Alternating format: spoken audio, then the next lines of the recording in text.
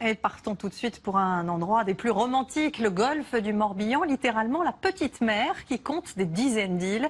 Autant d'étapes pour notre voyage, un voyage qui va nous emmener très loin dans le temps. Voilà des millénaires que vivre sur ces côtes est un privilège que l'on protège comme un trésor. Charles Voissier et Sébastien Maloiseau. Tu vas bien? Oui, merci. Sortir du port de Vannes, suivre le chenal pour accéder au golfe du Morbihan. On est tenté de dire c'est un simple exercice de navigation. Mais lorsque le décor disparaît à l'horizon, sur le Tamatea sans GPS à bord, rien n'est moins sûr. Et tu croises un peu dur là quand même, hein? Va un peu sur bâbord, barre à gauche. Barre à gauche. Est-ce que tu la vois la rouge là? Attends, regarde là, on voit un paysage qui s'ouvre. Attention. On sait à peu près où on est, sauf qu'il faut retrouver la bouée de chenal. Ça va se lever. Petit moment de valse-hésitation. Et surtout, un immense soulagement. Ah le brouillard. Fin de l'épreuve. L'épais manteau de brume se dissipe. C'est une autre histoire que l'on découvre. Là, c'est la Maison Rose. On l'appelle Maison Rose parce qu'elle a sa couleur rose. Et c'est devenu un repère remarquable sur le golfe en matière de navigation. Et on va déboucher sur la petite mer du Morbihan. Donc Morbihan, Mort c'est la mer, et Bihan c'est petit. La petite mer. La légende dit qu'elle compte autant d'îles que le nombre de jours de l'année. La réalité est moins poétique. Il n'y en a que 42, essentiellement privés. Cet endroit, c'est aussi l'un des hauts lieux de la préhistoire en France. Menhirs, dolmens, cercles de pierre, autant de monuments funéraires culturels et temples sacrés. Vu de haut, le cairn de Gavrinet impressionne par son ampleur. Plus qu'un dolmen recouvert de pierres, c'est un voyage dans le temps. 550 sites préhistoriques sont répertoriés dans le Morbihan. Il y a 8000 ans, ici, il n'y avait pas d'eau. Les hommes vivaient éparpillés au cœur du golfe. Lieu de nidification et de migration, en automne, les oies bernaches sont de passage. Chaque site est vraiment remarquable. Et après, ce sont des ambiances. Un lever de soleil, un coucher de soleil, avec une hauteur d'eau différente à chaque fois, des oiseaux qui arrivent à un moment donné. Ce sont des ambiances. Et je dirais que ça remplit de sérénité. Merci Florence. Le Tamatea poursuit sa route, direction l'île d'Ilure.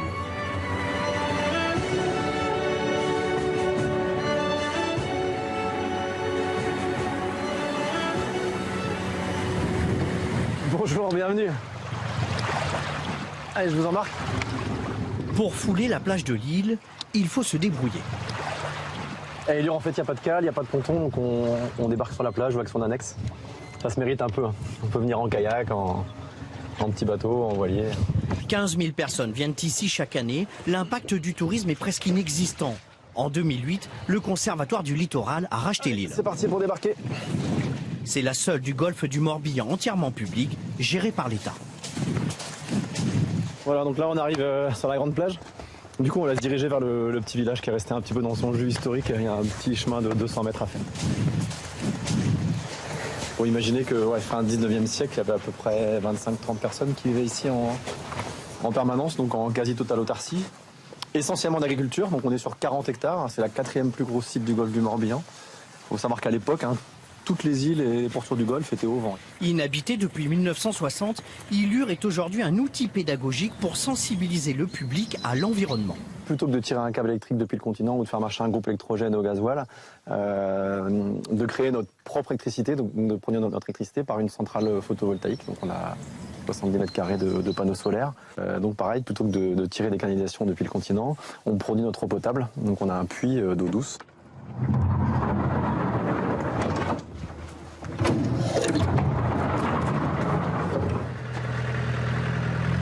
Vincent passe 6 mois de l'année sur l'île. Il est chargé de l'entretien des espaces naturels. Ce matin, il va faucher cette immense prairie. J'essaie de le faire de manière la plus écologique possible. Donc une fauche en fin d'été, quand tout a fleuri, et troupeaux de brebis qui complètent un petit peu l'entretien pour avoir un petit peu une diversité de l'herbe et du coup de la richesse en faune et en flore. On va aller voir les brebis, on va donner un peu à manger parce qu'il n'y a pas beaucoup d'herbe en ce moment. Ils sont souvent sur la grande plaine. Viens. T'étais là-bas tout à l'heure. Allez. Viens. Allez. Viens. On est désolé Vincent, mais on est attendu sur l'île d'Ars. Il faut qu'on parte. Ah bah tant pis. Bon, vous n'aurez pas la chance d'avoir vu notre beau troupeau de brebis Landes de Bretagne, c'est pas grave. Notre nouveau rendez-vous, c'est une figure de l'île d'Ars. Bonjour Jean. Il a navigué sur presque tous les océans du globe. Il fut pendant 35 ans le commandant de la baie Flandre, l'un des plus gros remorqueurs de France. Pour sa retraite, l'enfant du pays est rentré chez lui. Ça, c'était ce qu'on appelait des loges ici, des appentis ni plus ni moins, où on mettait la vache, le cochon, enfin dans le temps, hein. Ça a été transformé en résidence secondaire par une fille de l'île d'Ars. Une vraie. Toutes mes racines sont sur l'île d'Ars. Je me suis marié ici, à une madame qui n'est pas de l'île d'Ars, mais bon, qui est très bien intégrée. Mais non, mais moi je ne me voyais pas passer ma retraite ailleurs. Ah, pourtant, t'avais dit que tu viendrais pas passer ta retraite à Île. Ouais, bon, il y a que les imbéciles qui ne changent pas d'avis. Hein, bon. Il y a 20 ans, avec une poignée de bénévoles, il a restauré le moulin de Bernaud. Ce patrimoine architectural a produit de la farine jusqu'en 1910. Lors des travaux de restauration, le plus dur fut de réparer la digue. Il fallait faire venir le sable du continent, les sacs de ciment, à l'époque c'était des 50 kilos, je sais pas si vous voyez, hein. Et puis l'eau, c'est les pompiers qui nous amenaient de l'eau, enfin c'est la folie complète. Ouais.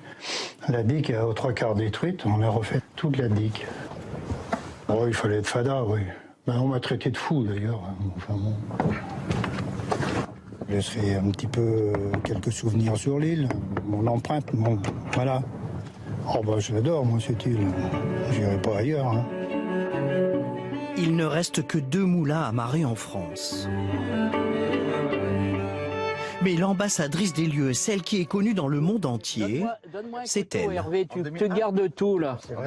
Allez, je vais manger une huître avec vous. Mettre un petit verre de jus. Ah voilà. En fait, et voilà le couteau. Michel, je t'en ouvre une. Petit moment de dégustation. Ici, c'est un peu le paradis des ostréiculteurs. Quand vous regardez bien, avec le courant, il est quand même, c'est le 2e courant d'Europe ici. Hein. Donc ça donne de la nourriture et du plancton en grosse quantité. Oui, c'est vrai. Quentin! Le golfe du Morbihan produit 10 000 tonnes d'huîtres par an. Philippe nous embarque. Dans la famille Le Bérigot, on est ostréiculteur depuis 5 générations. Regarde les courants ici, ils sont assez forts encore là. Donc ça va bien descendre là. Le temps est précieux. La marée dicte le rythme. Dans quelques heures, les 17 000 poches de son parc seront sous l'océan. Donc là, maintenant, on va retourner nos poches.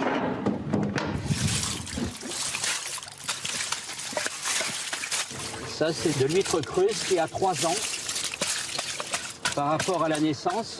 On remue les poches de façon que les huîtres soient éclaircies un petit peu dans la poche et que la pousse puisse continuer à se faire parce que une poche qui n'est pas retournée comme ceci, eh bien, elles vont se mettre tout en bout de la poche et ça va pas pousser. Philippe produit 60 tonnes d'huîtres par an. Une partie fait le bonheur des touristes qui viennent ici, sur la plus importante des îles du Golfe, l'île aux Moines. C'est la plus proche du continent, la plus connue. Une véritable carte postale, même en automne. Mais en s'y posant, nous remarquons une petite île juste en face, sûrement plus intime. Bonjour, embarquement avec plaisir. Dites-moi, c'est quoi ce truc-là? C'est pour jouer de la musique? Sur cette île, on ne s'invite pas, on y est invité. Le repas de midi. Oh, super. Et nous irons dans les îles pour parler des filles et d'amour. Le propriétaire, c'est Bernard.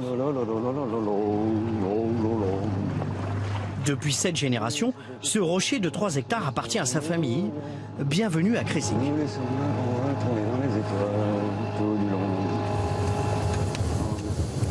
C'est du bois qui a poussé sur l'île. Et ça avait été planté par mon père en 1961. Bernard et Catherine respectent l'équilibre environnemental des lieux. Avec de grandes prairies, l'île est un milieu ouvert. Son entretien, un éternel recommencement. Toute l'année, il se bat contre les fourrés de ronces. On ne peut pas l'éliminer qu'en coupant. Hein, on enlève les pieds un par un. Il faut 1 heure à peu près pour faire un rectangle de 5 mètres par 1 mètre. Hein. Bon, ben, 1 heure dans la vie, c'est pas grand-chose. On a gagné, en voilà un. Et puis comme ça, de proche en proche, c'est le secret pour avoir une bonne prairie. Et ce n'est pas fini. Il faut maintenant tondre, débroussailler, mais pas n'importe comment. On ne jardine pas sur Craisic. Toutes les pousses sont spontanées. Comme cette petite plante, la centaurée. Donc on essaye de couper là, tu mets le piquet là comme ça. C'est une plante annuelle, donc il faut lui donner la possibilité de se ressemer pour qu'elle existe. Donc celle-là, Bernard ne va pas la couper.